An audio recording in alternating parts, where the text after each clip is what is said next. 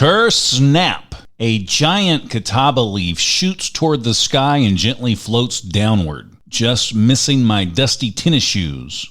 My trusty red bandana is always the weapon of choice whenever fighting off giants or trolls in the backyard. I'm sure I would have been a match for Zorro, considering all of my practice. After stuffing my well-worn cotton cloth into my pocket, I ran into the house straight to my bedroom. The clock is ticking, with only an hour left until dark, so I must take advantage of every moment. Cautiously removing my Elvis record from its cardboard sleeve, I placed it onto the turntable, careful to avoid scratch noises. Sweet clicks and static emerged from my JBLs as the album began to spin.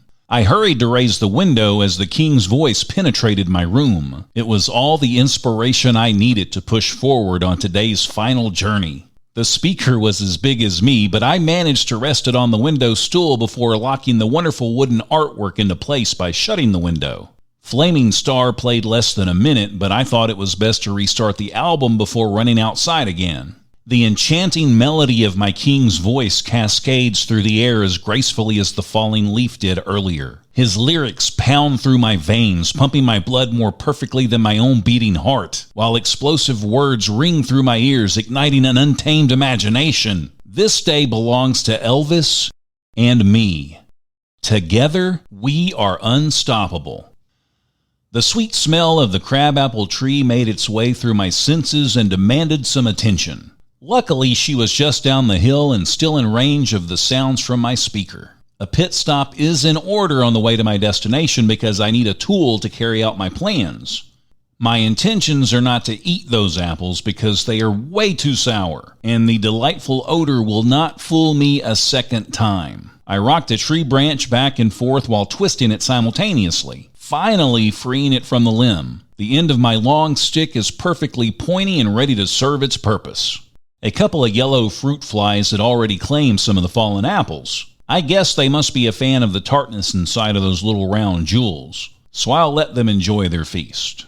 Standing on my toes, I used my fingers to grab a low-hanging branch. Once I had a good grip, I pulled the limb down with one hand and plucked the tiny nuggets with the other. Using my shirt as a pouch, much like a mother kangaroo, I loaded up all the crab apples and strolled over to a nearby open field, being careful not to leave my friend Elvis behind. The miniature bounty fell to the ground and bounced around a bit after releasing the hold on my shirt. It sounded like a distant stampede from an old episode of The Lone Ranger as my harvest landed. Quickly, I grabbed an apple and forced it onto the end of my new makeshift sword. Juices streamed down my weapon as I worked my projectile into place.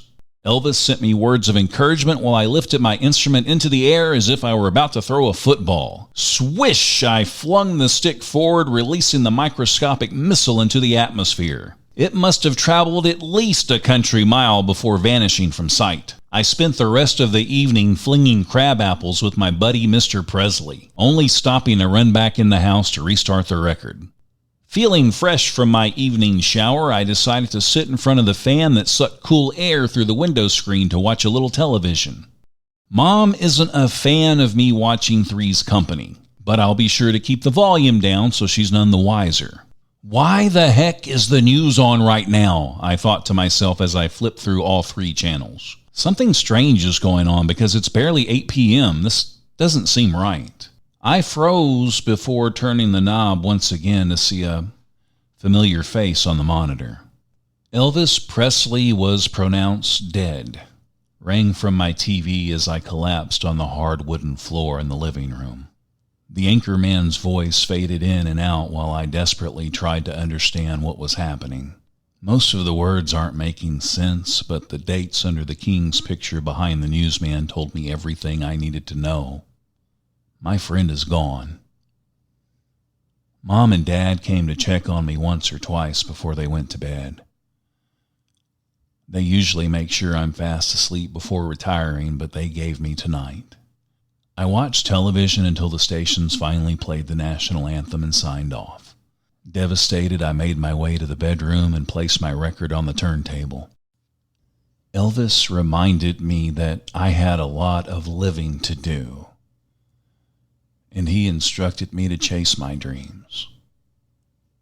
I slept listening to my friend and drifted off thinking about how he paid me one last visit before going to Graceland.